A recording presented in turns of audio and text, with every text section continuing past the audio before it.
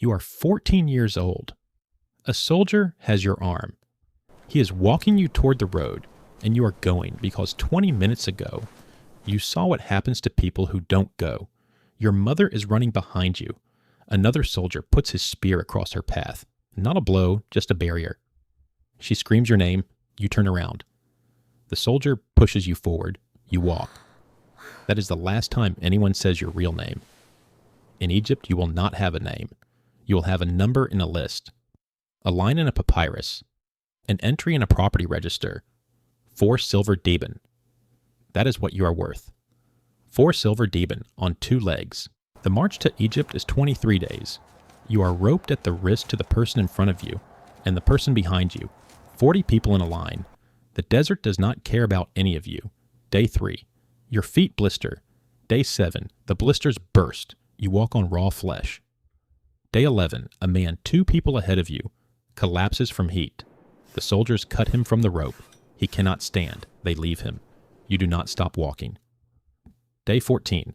The soles of your feet have hardened into something that is no longer skin. Your body has adapted. This is what bodies do. They adapt to whatever is being done to them. This will happen many more times. Day 23. The Nile. You crest a ridge, and below you is green. Real green. Fields, palm trees, water. After 3 weeks of sand, the contrast is violent. Your eyes hurt from it. Egypt is beautiful. You will spend years hating it for that. Under Ramesses II alone, tens of thousands of Canaanites, Nubians, Libyans, taken in military campaigns, a healthy adult male slave, 4 silver deben, equivalent to 4 months of a skilled worker's wages. A skilled slave, carpenter, painter, scribe, worth 2 to 3 times more.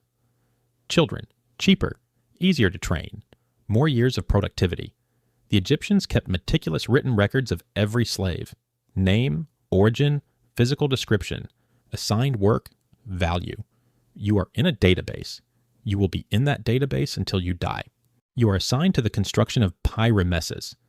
Ramesses II is building himself a new capital city. It will have temples, palaces, statues of himself 30 meters tall. Your job is mud brick. The process: take Nile mud, mix with water and chopped straw, pack into wooden molds, carry to the drying field, unmold, stack. Daily quota: 2,000 bricks. 1 brick weighs 3 kilograms when dry. You lift 6,000 kilograms of material every day. The straw in the mud mixture is chopped into short lengths. It reinforces the brick. It also slices your hands every time you mix a batch. By the end of the first week, your palms are a map of small cuts at various stages of healing. By the end of the first month, you stop noticing them. By the end of the first year, you have no memory of what your hands felt like before. Wake time: before sunrise. Work stops. After sunset. Water ration: calculated to keep you functional. Food: bread, beer, onions, dried fish when available. The bread contains grit from the stone grinding process. Small fragments of millstone in every loaf. What this does to your teeth over years: grinds them down, cracks them, wears the enamel to nothing. Dental analysis of workers found near ancient Egyptian sites shows severe tooth wear in virtually every individual. Most workers had cracked or ground down teeth by age 25. The pain starts as occasional. It becomes constant background noise. It never stops. You will eat this bread for the rest of your life. The overseer's name is Amenhotep. Small man, precise.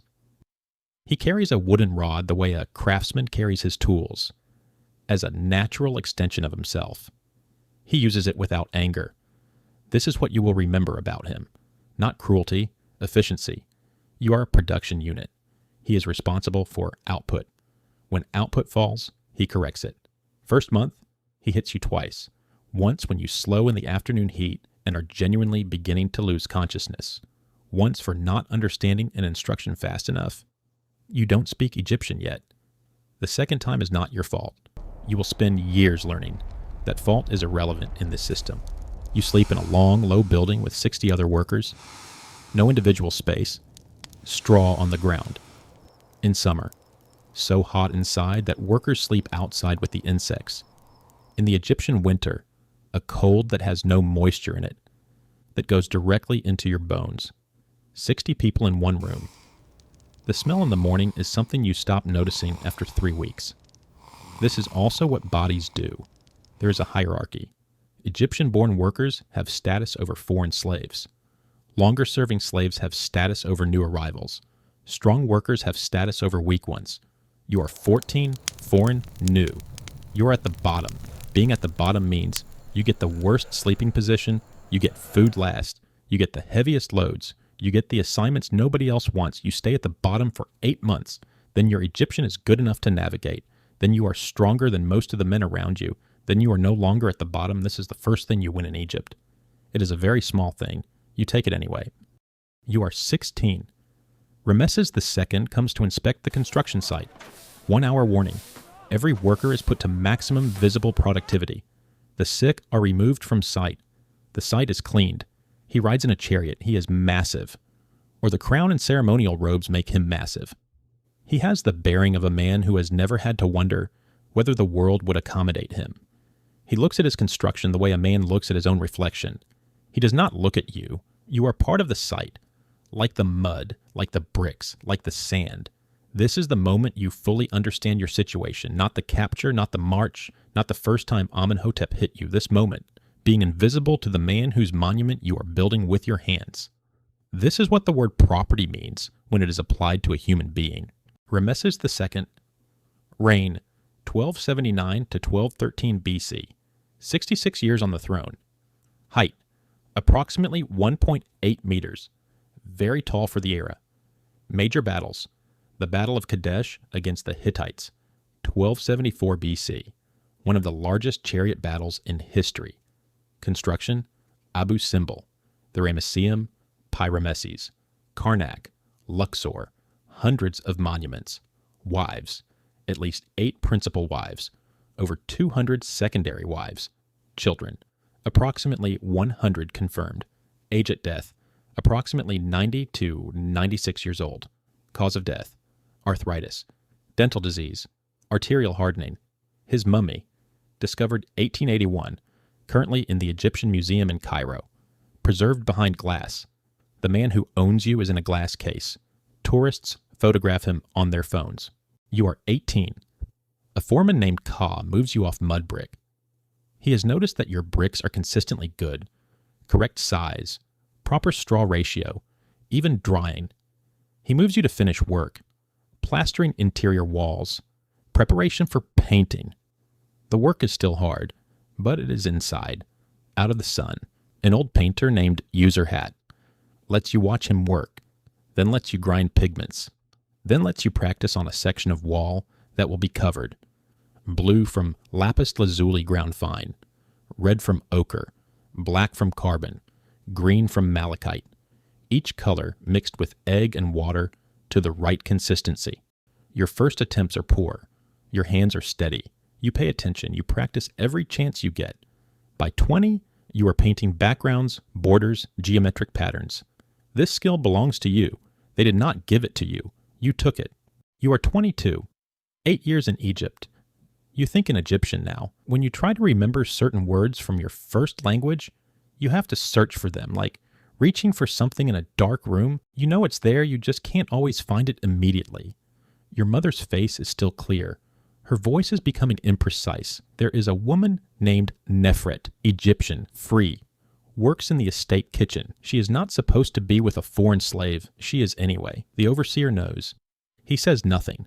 Not because he approves, but because a worker with something to lose is more productive than a worker with nothing. He is using your happiness as a management tool. You understand this.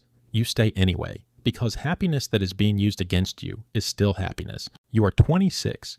You have been planning the escape for 3 years, not impulsively, systematically.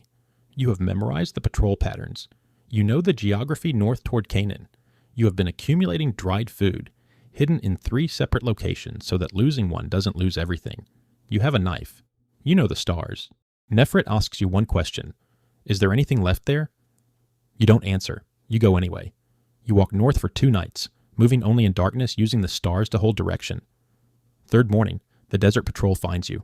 The punishment for attempted escape is not death. Death wastes a productive worker. The punishment is designed to be visible, memorable, and survivable. You will be able to work afterward. That is the design criterion. You survive it. Afterward, Amenhotep comes to where you are lying. He sits on a stool. He tells you, in his precise voice, that you are valuable, and he would prefer not to lose you. He tells you that the patrol range is 40 kilometers and no escaped slave has successfully crossed it in the last decade. He says this the way you might explain to someone that a wall is load-bearing, a fact about the structure of the world. Then he leaves. You lie there and understand something that takes years to fully absorb. The system is not designed to break your spirit. It is designed to make breaking your spirit unnecessary. Health of ancient Egyptian workers. The physical evidence. Skeletal analysis of workers found near pyramid and temple sites shows spinal compression fractures, common, caused by years of carrying heavy loads. Stress fractures in lower vertebrae, found in workers as young as 20. Knee and hip joint deterioration, beginning in late teens in heavy labor workers. Healed fractures, bones broken and set, then worked on during healing. Unhealed fractures, bones that broke and were worked on anyway, healing incorrectly under continued stress. Average life expectancy for construction workers, 30 to 35 years. You are already past the median. Every morning, your lower back takes longer to loosen than the morning before. Your body is being spent. This is not cruelty. This is the economics of human property. You are 32. User Hat is dead. You have taken over his work entirely. You paint the tombs of officials now. Men who want their afterlives decorated with hunting scenes, banquet scenes, pictures of their families and their estates. The dead want to look happy. You make them look happy. There's something that is almost peaceful about painting beautiful things in the dark for people who will never see them. Almost. You paint a man in a reed boat hunting birds, his wife beside him, his children laughing. The birds explode from the marsh reeds around them in a burst of color. It is the best work you have ever done. The official's wife comes to inspect it. She doesn't speak to you. You are invisible again. But she stands in front of the hunting scene for a long time. You watch her looking at her dead husband. She is looking at him the way you sometimes look north. You are 38, your son is 7 years old. His name is Amenhotep, named after the overseer because names are protection, and you take protection wherever you can find it. He was born free. His mother is free. Egyptian law passed her status to him. He will not carry your language. He will not know your gods. He will grow up in a country that belongs to him but not to you, speaking a language that ate your first language alive. He will be free. That is the only victory available to you. You take it without reservation. You are 44. Your back gives out. Not suddenly, over months. One morning, you cannot get up from the floor without help. The next week, you cannot stand straight. The week after that, standing requires a moment of preparation and concentration that feels less like strength and more like stubbornness. They move you off physical work. You teach now. New arrivals. Some of them from Canaan like you were. You teach them to grind pigment, prepare surfaces, hold a brush. You teach them in Egyptian because that is the language of survival. But sometimes, when the overseer is not nearby, you say a word in your first language, just one word, just to hear it, just to confirm it still exists somewhere. They look at you confused. You don't explain. You are 47. Spring in Egypt. The Nile will flood soon. The fields will go green. The black soil will renew itself, as it has renewed itself since before any of your gods were named. You are lying on your mat. Your son is here. He is 23, works as a scribe's assistant. He can read. He can write. When he was 12, you watched him pick up a reed pen for the first time, and you felt something that had no name. Nefret is here. Her hair is gray. Her hands are still strong. She is holding yours. Your back stopped hurting this morning, not because it healed, because the body stops reporting from places it has already given up. You think about your mother. You think about the spear across her path, the practiced movement of a man who had done it before. Not cruel, just a barrier. You think about your son, free, literate, Egyptian. Outside, the Nile moves south toward the sea. It has been moving south for longer than Egypt has existed. It will be moving south long after Egypt is sand. Ramesses II is still on his throne. Somewhere in the city, your bricks are in the foundations of his statue. You close your eyes,